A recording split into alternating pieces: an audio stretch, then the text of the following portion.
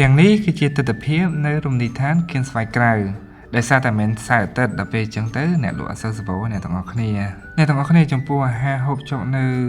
រមណីយដ្ឋានគៀនស្វាយក្រៅហ្នឹងសម្បូរបែបមែនទេអ្នកទាំងអស់គ្នាមានទាំងជ្រក់មានទាំងត្រីអាំងមាន់បំពងមាន់ដុតផ្អកអីអូមានច្រើនហើយបើត្រីវិញមានទាំងត្រីឆ្លាំងត្រីឆ្ពិនត្រីកាហែត្រីឆ្លូញត្រីរ៉ស់អីអញ្ចឹងណាហើយមានមាន់មានអីជ្រក់មានម៉ាំល្ហុងមានជាសាច់ម៉ាំផ្អកត្រីប្រៃផ្អកអីផ្សេងទៀតដែរអ្នកទាំងអស់គ្នាហើយចំពោះផ្លែឈើវិញមានច្រើនមានស្វាយមានតបែកមានពុទ្រា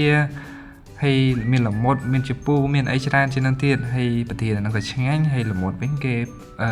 បែបល្មុតគេធ្វើដូចគេហៅល្មុតកញ្ចក់ឆាបស្រួយផ្អែមហើយមានទៀតបារាំងមានអីបន្ថែមទៀតហើយដល់ហ្នឹងផ្លែឈើក៏វាជាផលិតផលក្នុងស្រុកដែរអញ្ចឹងណា